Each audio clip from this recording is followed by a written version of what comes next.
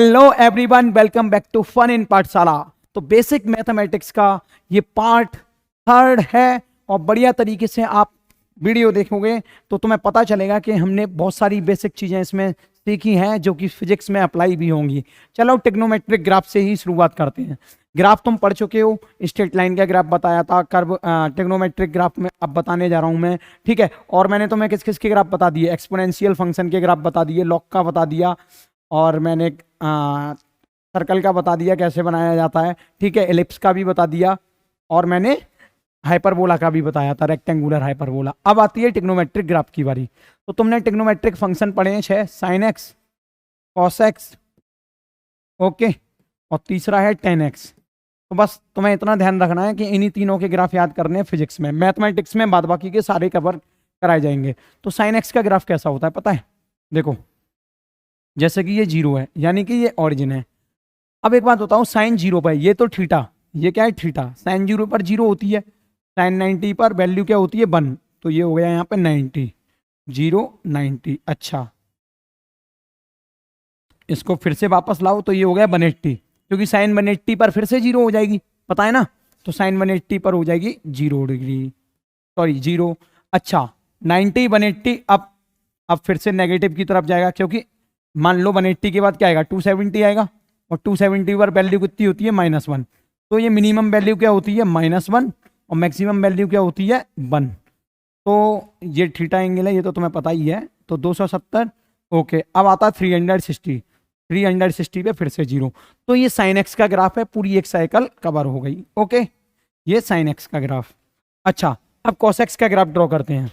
एक बात बताना माय डियर फ्रेंड्स, अगर मैं यहाँ पे थीटा एंगल लेता हूँ तो बाई पे आउटपुट आएगा उसका, है ना। और तुम्हें सबको पता है इसका आउटपुट का है -1 मिनिमम है और 1 जो है मैक्सिमम है। सेम इसी तरीके से कॉस एक्स का -1 मिनिमम होता है, 1 मैक्सिमम होता है। पूछो कैसे? मैंने कहा तुमसे कॉस 0, क्या कहा मैंने? कॉस 0, कॉस 0 पे क्या होता है 1। तो यानी अगर मैं कॉस को 0 लूंगा, थीटा यहाँ पे 0 डिग्री लूंगा, तो इसकी वैल्यू क्या आएगी 1। तो यानी कि ग्राफ यहाँ से चालू होगा। अब मैं कहूँगा कॉस 90, मैंने कहा कॉस 90, तो इसकी वैल्यू क्या हो जाएगी?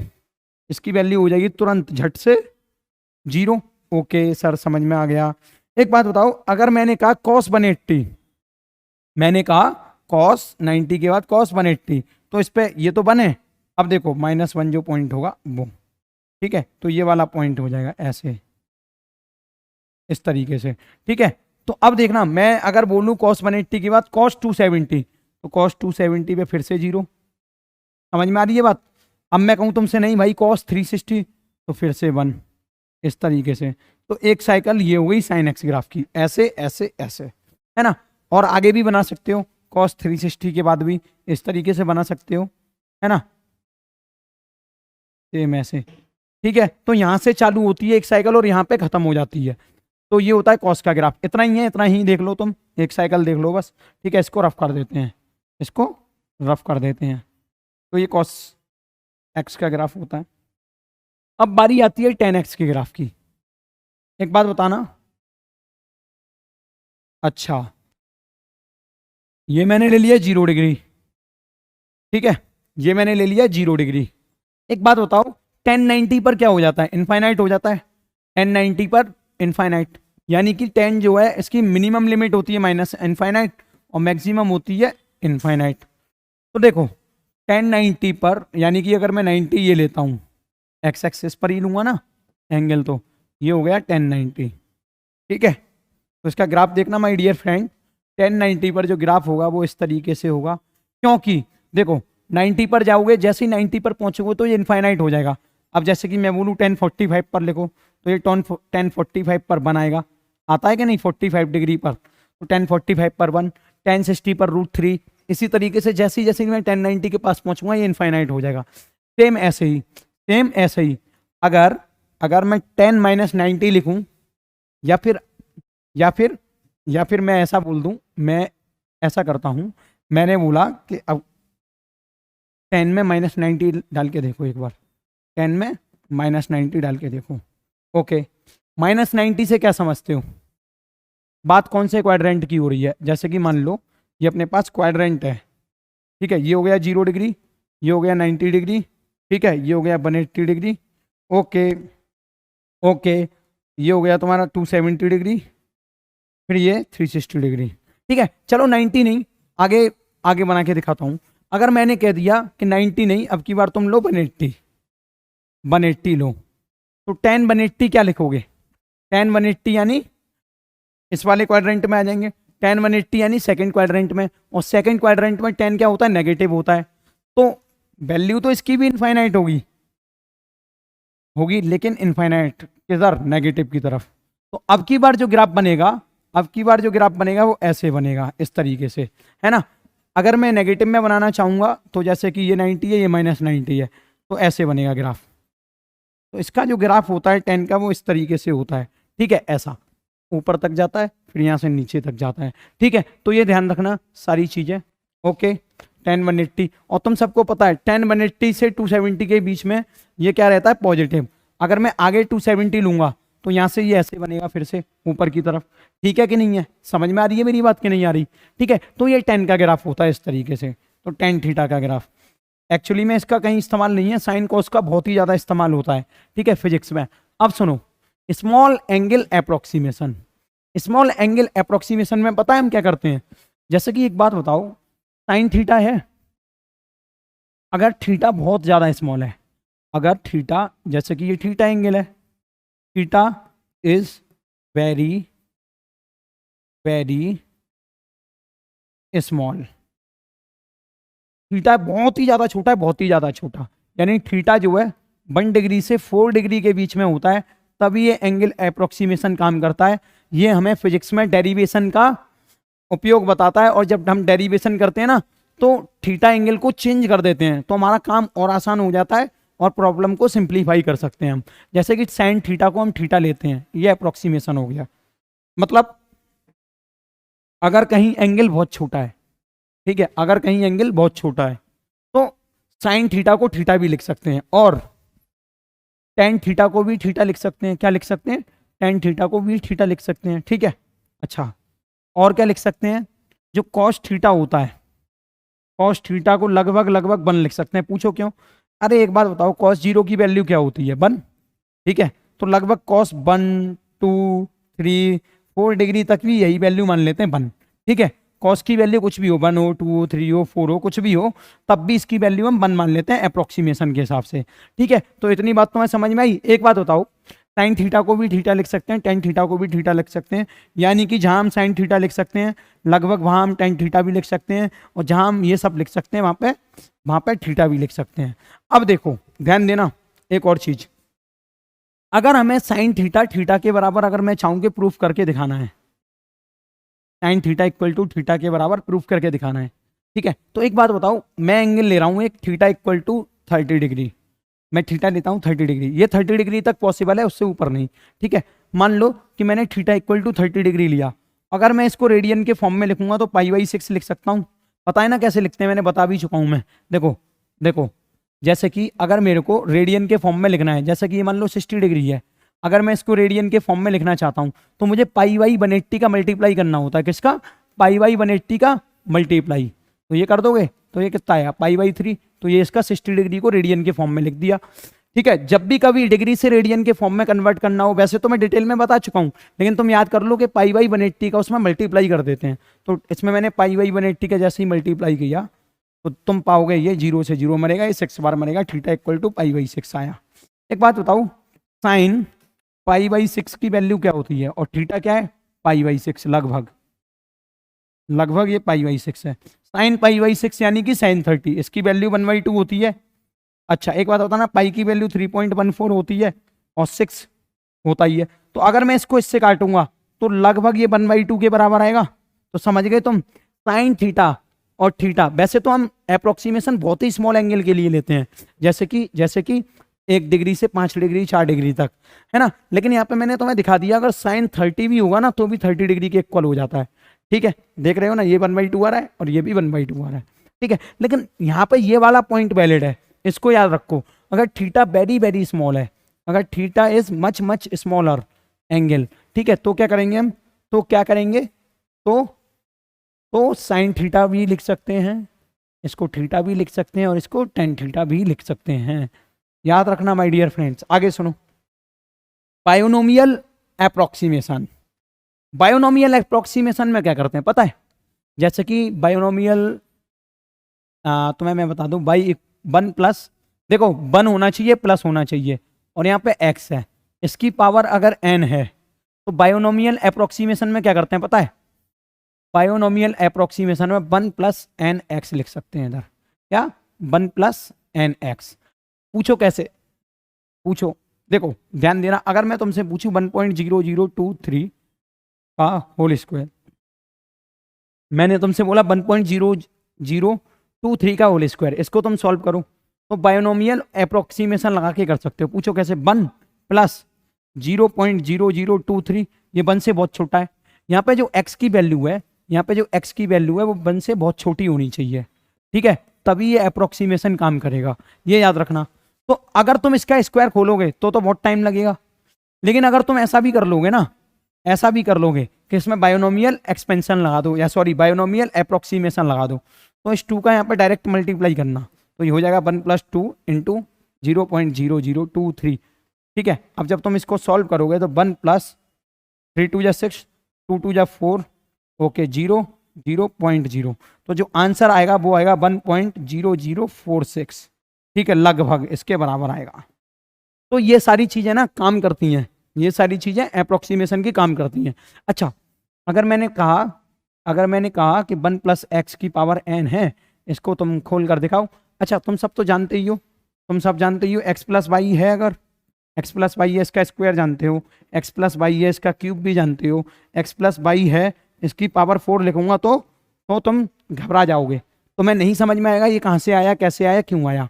अब इसको सॉल्व कैसे करते हैं, तो तुम मैथमेटिक्स में पढ़ोगे क्लास 11th में, बायोनोमियल एक्सपेंशन। और बायोनोमियल एक्सपेंशन ये कहता है, जैसे कि यहाँ पे x और y है, ठीक है, तो ये होता है n c 0 x की पावर 0, ठीक है, और y की पावर n, है ना, x की पावर 0 और y की power n, plus n c 1 x की पावर 1। अब इस पे एक पावर बढ़ेगी तो इसमें से एक पावर घटेगी, y की पावर n माइनस 1, ठीक है, इस तरीके से लिखते हैं n c 2 x की पावर 2 तो y की पावर n माइनस 2। सेम ऐसे ही चलता रहता है, चलता रहता है, चलता रहता है, और जब तक ये चलता रहता है n c n ना आ जाए यहाँ पे, और यहाँ पे x की पावर n ना आ जाए और y की पावर 0 ना आ जाए, ठीक है। तो यही होता है तुम्हारा बायोनोमियल एक्सपेंशन, अगर यहाँ पे x प्लस वाई की पावर n है तो। अब अगर तुमसे कहा जाए कि x प्लस वाई की पावर का होल स्क्वायर सॉल्व करो, तो इसी फॉर्मूले को लगाओ। ये NC0 जो है फैक्टोरियल वगैरह लेके होता है, ये मैथमेटिक्स में तुम्हें सिखाया जाएगा, मैंने तो बस ऐसे ही लिख दिया है फॉर्मूला, ठीक है। तो मैं यहाँ पे बायोनोमियल अप्रोक्सीमेशन याद रहेगा कि जब भी कभी हमें ऐसा मिलेगा, ये चीज़ें हैं ना हम ग्रेविटेशन में उपयोग करेंगे, ग्रेविटेशनल वाले चैप्टर में, ठीक है, ये ग्रेविटेशन वाले चैप्टर में बहुत उपयोग करेंगे बायोनोमियल एक्सपेंशन। अब जैसे कि मैंने बोल दिया तुमसे 4 प्लस 3 की पावर 4, सॉरी 4 प्लस 3 नहीं, 4 प्लस 0.03 की पावर 4, इसको तुम सॉल्व करो तो बायोनोमियल एक्सपेंशन लगा दो। कैसे लगाओगे? बायोनोमियल एक्सपेंशन तो मत लगाओ, इसमें बायोनोमियल अप्रोक्सीमेशन लगाओ, अप्रोक्सीमेटली वैल्यू निकाल दो तुम। तो क्या करोगे, यहाँ पे 4 की जगह क्या होना चाहिए था 1, तो पहले तो इसमें से 4 कॉमन ले लो, तो 4 की पावर 4 कॉमन आ गया। भाई अब इस ब्रैकेट में से मैं 4 कॉमन ले रहा हूँ तो इसकी पावर 4 भी तो है, वो कॉमन ले ली, फिर प्लस 1 प्लस 0.03 अपॉन 4 हो जाएगा, और साथ में है ये 4, हो जाएगा कि नहीं हो जाएगा। अब देखो बायोनोमियल अप्रोक्सीमेशन क्या कहता है, 1 प्लस एक्स, इसको तुमने क्या माना x, x ये है, x यानी ये 1 से बहुत छोटा है। अब जब 1 प्लस एक्स लिखा है तो उसको क्या करेंगे, ये 4 की पावर 4 तो साथ आएगा, 1 प्लस ये वाला 4 यहाँ आ जाएगा nx, तो ये हो जाएगा तुम्हारा 1 प्लस nx, ठीक है। 4 से 4 मरा, समझ में आ गई बात। अब देखो 4 4 जा 16, 16 4 जा, ठीक है, अब तुम इसका स्क्वायर खोल लो, 216 आ जाएगा ये, ठीक है, हाँ 256 होगा, 256, हाँ 4 4 जा 16, 16 इंटू 16 कितना होता है 16 का स्क्वायर, वही लिख दो, 256 होता है ना, 256, और साथ में ये आ जाएगा 1 प्लस 0.03 यानी कि 1.03, ओके। तो ये इसका आंसर हो गया, क्या हो गया, ये इसका आंसर हो गया। तुम इसका मल्टीप्लाई करके सॉल्व कर लेना, है ना। तो इतनी सारी चीज़ें तुम्हें समझ में आई? बायनोमियल एक्सपेंशन ऐसे लगाते हैं। अब एक बात बताओ, ये सब रिवीजन ही तो चल रहा है, तुम पढ़े लिखे हो यार, एपी सीरीज भी पढ़ा है तुमने, जीपी सीरीज भी पढ़ा है। एपी सीरीज क्या होता है? जैसे कि मानो ये ए है, अगला टर्म ए प्लस डी है, ठीक है, ये अगर ए है, मान लो ये ए है, तो अगला टर्म ए प्लस डी है, अगला टर्म ए प्लस 2d है, अगला टर्म ए प्लस 3d है, ये सब क्या है? ए पी है। इससे अगला टर्म ए प्लस एन डी हो जाएगा। तो समझ में आ रहा है? यहाँ पे क्या है, यहाँ पे जैसे कि यहाँ पे लिखा 2, यहाँ पे लिखा 4, यहाँ पे लिखा 6, यहाँ पे लिखा 8 डॉट डॉट डॉट, ठीक है। तो इसमें क्या समझ में आया तुम्हें? इन दोनों टर्म के बीच में एक कांस्टेंट डिफरेंस है, इन दोनों टर्म के बीच में एक कांस्टेंट डिफरेंस है। जैसे कि अगर मैंने 4 - 2 किया तो 2 आएगा, 6 - 4 किया तो 2 आएगा, 8 - 6 किया तो क्या आएगा? 2 आएगा। तो ये क्या है? एपी हो गई, है ना, एपी हो गई। एपी में अगर नंबर ऑफ टर्म्स का फॉर्मूला निकालना है तो टी एन इक्वल टू क्या लिखते हैं? A plus N minus 1 into D. तो टी एन टर्म्स निकाल लेते हैं यहाँ पे, है ना। अगर एपी का सम निकालना हो तो तुम्हें पता होगी एस एन इक्वल टू होता है तुम्हारा n by 2 2a plus N minus 1 into d, होता है कि नहीं? सम ऑफ एपी, है ना। अच्छा आगे देखो, अगर मैं तुमसे कहूं ये टी एन भी निकाल दिया, एस एन भी निकाल दिया, और सम एक और तरीके से निकालते हैं, एन बाई 2, ठीक है, और ये हो जाता है ए प्लस एल। एल क्या होता है यहाँ पे? ये जो एल होता है वो होता है लास्ट टर्म, लास्ट टर्म क्या है, और ये जो ए होता है वो क्या है? फर्स्ट टर्म, ठीक है। ए क्या होता है? First term. और यहाँ पे जो एन होता है वो क्या होता है? Number of terms, number of total terms. Okay my dear friends, तो इतनी बात तो मैं समझ में आई। एक क्वेश्चन करूं, मतलब मैं तुम्हें एक क्वेश्चन दे रहा हूं, क्वेश्चन ये है 7 9, ठीक है, 7 9 11 14 7 9 11 13 डॉट डॉट डॉट, ऐसे 25 टर्म है, टोटल 25 टर्म है। तो बताओ इनका टोटल सम कितना होगा? एस एन की वैल्यू क्या होगी? कौन सा फॉर्मूला लगाओगे इसमें से? टोटल 25 टर्म है, ठीक है, लगा दो ये वाला लगा दो। एस एन इक्वल टू क्या होता है? एन बाई 2, एन मतलब 25/2, टोटल 25 टर्म है, ऐसे अगर चलते जाओगे तो।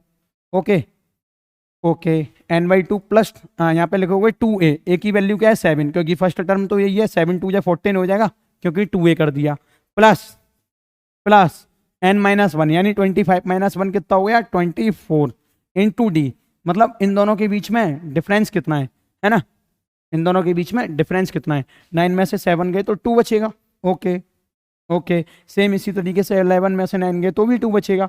तो जो इसमें डी है ना, जो इसमें डी है वो क्या होता है? समझ में आ गया ना?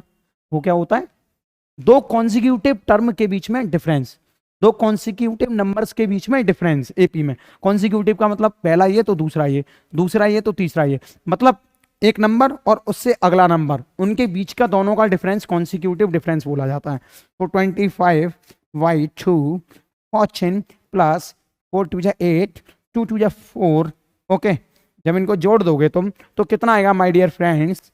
ये हो जाएगा तुम्हारा 8 और 4 12, 4 और 1 5 5, और ये हो जाएगा 62 इंटू 25/2, ये कट जाएगा, ये कितनी बार कटेगा? 31, ठीक है, और 25 बन जा 25, 25 3 जा 75, 75 76 77, तो 775 आंसर आएगा इसका।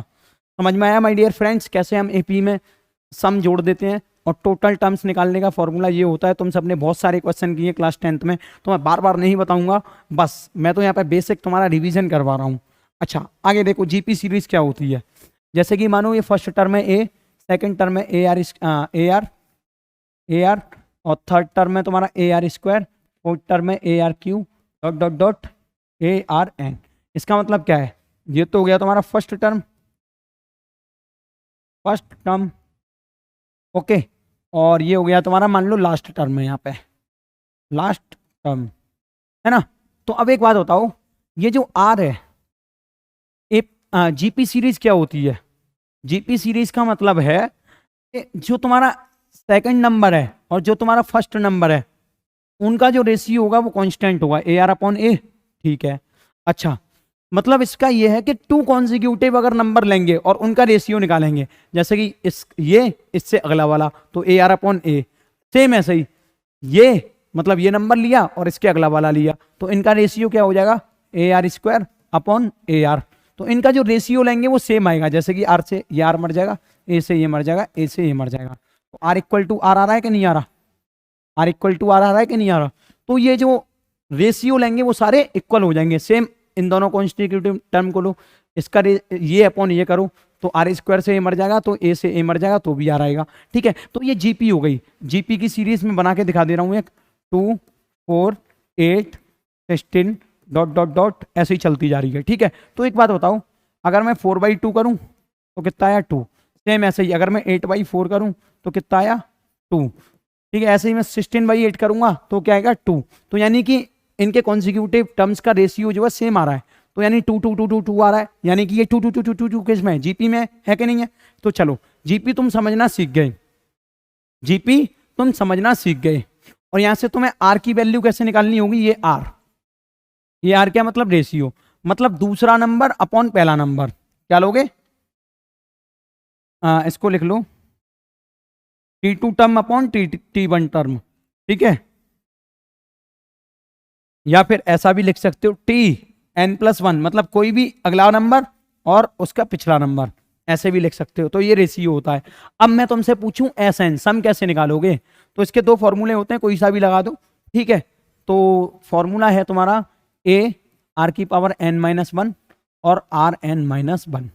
ठीक है, कौन सा a into Rn-1 upon Rn-1। ठीक है, मतलब ये जब होता है जब r की वैल्यू 1 से बड़ी है, a इंटू आर की पावर n-1। ओके, ये भी ठीक है, a तो फर्स्ट टर्म हो गया और यहाँ पे हो जाएगा, ये फॉर्मूला होता है पता है क्या, Sn equal to a Rn-1 upon R-1।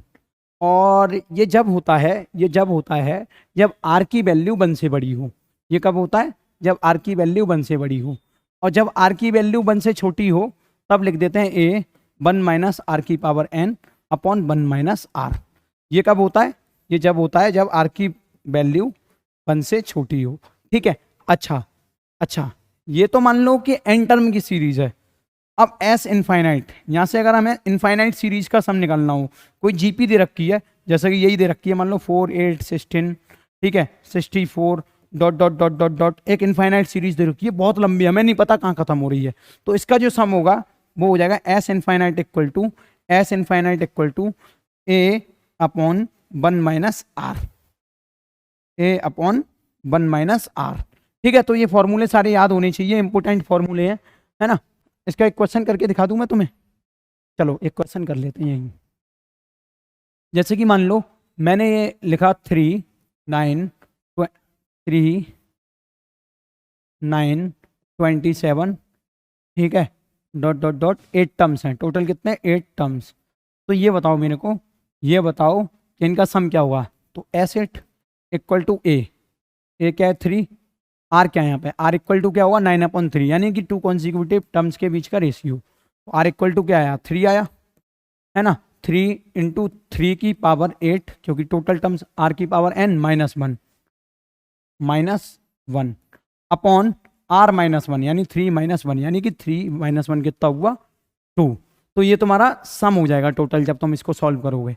ठीक है, अगर ये इनफाइनाइट सीरीज होती तो s इनफाइनाइट इक्वल टू क्या होता 3 अपॉन 1 माइनस आर। तो ये क्या है यहाँ 1 माइनस आर, आर क्या है -3, तो 3 अपॉन -2। तो ध्यान दो, इधर एक ध्यान देने वाली बात है, s इनफाइनाइट यहाँ पर ये गलत आ गया आंसर, पूछो कैसे। s इनफाइनाइट यहाँ पर इनफाइनाइट आएगा, क्या आएगा इनफाइनाइट, ये इसका सही आंसर है। क्योंकि अगर हम इनफाइनाइट सीरीज का सम निकाल रहे हैं तो r की वैल्यू अगर 1 से बड़ी आ रही है, r की वैल्यू अगर 1 से बड़ी आ रही है तो इनफाइनाइट सीरीज का जो सम होगा वो इनफाइनाइट होगा।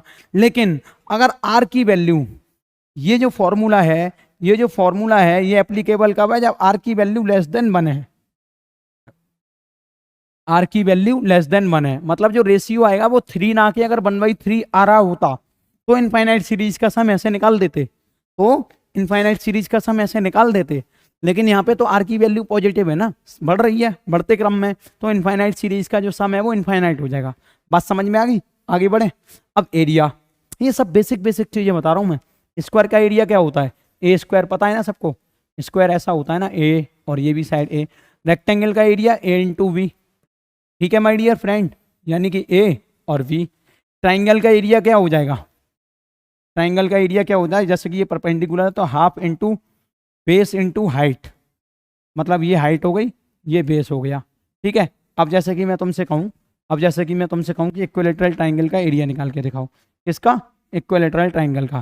तो मान लो इक्विलेटरल ट्राइंगल की सारी की साइड बराबर है ना, और सारे एंगल 60 डिग्री के, तो ये 60 डिग्री का एंगल है, तो ये a/2 हो गई यहाँ से यहाँ तक की, ठीक है। तो ये जो हाइट है ये कितनी आ जाएगी यहाँ से, पता है? tan 60 क्या होता है? tan 60 equal to perpendicular upon base. Perpendicular ये यही निकालना है हमें, बेस कितना है a/2, तो 2 पर पहुंच जाएगा। और 60 की वैल्यू क्या होती है माय डियर फ्रेंड? 60 की वैल्यू होती है √3, तो यहाँ से √3 a/2 आ जाएगा तुम्हारा परपेंडिकुलर।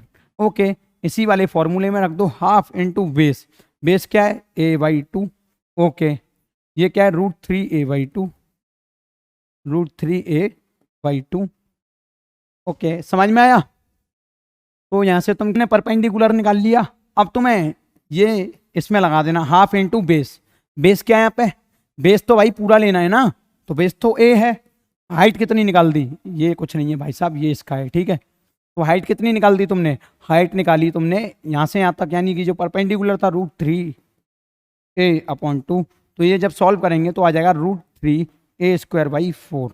तो ये होता है तुम्हारा इक्विलेटरल ट्राइंगल का एरिया। इसे भी याद कर लेना, इसको भी याद कर लेना, area of equilateral triangle. Direct काम आता है, direct area of equilateral triangle, ठीक है, याद कर लो। अच्छा, ट्रेपीजियम क्या होता है पता है ना सबको? ट्रेपीजियम यानी कि ये, और इसका जो एरिया होता है वो क्या होता है?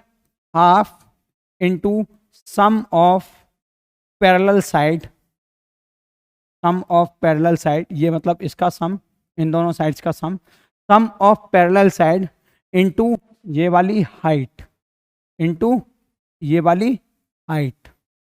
तो ये क्या हो गया? Sum of parallel side into height, ये इसका एरिया होता है। तो ट्रेपीजियम का एरिया लिख सकते हो half into sum of parallel side into ये वाली हाइट, ठीक है माय डियर फ्रेंड्स। अब देखो एलिप्स, एलिप्स का एरिया क्या होता है? एलिप्स क्या होती है? जब मैं ग्राफ बनवा रहा था तब बताया था ना, ये एलिप्स है, ठीक है। सर्कल की तरह नहीं होती, सर्कल में रेडियस r होती है, लेकिन इसका ये a अलग है, ठीक है, ये b अलग है। तो यानी कि पाई AB, जो एलिप्स का एरिया होगा वो क्या होगा? पाई AB। और ट्रेपीजियम का एरिया मैं उधर लिख चुका हूँ, ट्राइंगल का मैंने लिख दिया, सर्कल का तो बच्चा बच्चा जानता है, πr²। ओके, अब बात आती है एरिया ऑफ सिलेंडर की। तो सिलेंडर क्या ऐसा होता है? ऐसा सिलेंडर ऐसा होता है, ठीक है। अब इसके दो एरिया होंगे, एक तो टोटल सरफेस एरिया, एक लेटरल सरफेस एरिया। तो सिलेंडर का लेटरल सरफेस एरिया क्या होता है? 2πRH, यही तो होता है। और total surface area, lateral surface area क्या होता है? जैसे कि मान लो ये सिलेंडर है, मान लो ये सिलेंडर है, तो ये लेटरल मतलब जो ऊपर ऊपर का हिस्सा है सिर्फ उसका एरिया, और टोटल सरफेस एरिया मतलब ये वाला भी एरिया जोड़ लो और ये वाला भी जोड़ लो, मतलब कि दो सर्कल और जोड़ दो इसमें। तो 2πRH में 2 सर्कल और जोड़ दो, यानी 2πr² और जोड़ दो, तो ये हो जाएगा तुम्हारा total surface area of cylinder. तो यहाँ पे सारे एरियाज का रिवीजन हो गया तुम्हारा। अब चलो वॉल्यूम का रिवीजन करते हैं। क्यूब का वॉल्यूम क्या होता है? ए क्यूब। क्यूबॉइड का वॉल्यूम क्या होता है बताओ जल्दी से? ए इंटू वी इंटू एच, मतलब ये होगी तुम्हारी लेंथ ब्रेथ हाइट, ठीक है। अच्छा, सिलेंडर का अगर वॉल्यूम लिखोगे तो क्या लिखोगे? πr²h। स्पेयर का वॉल्यूम लिखोगे तो क्या लिखोगे? वॉल्यूम ऑफ स्क्वायर 4/3 πr³ लिखोगे क्या नहीं? 4/3 πr³। अच्छा, डिस्क का वॉल्यूम क्या लिखोगे? पहले तो समझो डिस्क क्या होती है। जैसे कि मान लो ये कोई सर्कल है, ठीक है, ऐसी एक टी थिकनेस की कोई डिस्क, ठीक है, खेलते हो ना डिस्क से, ये होगी तुम्हारी डिस्क।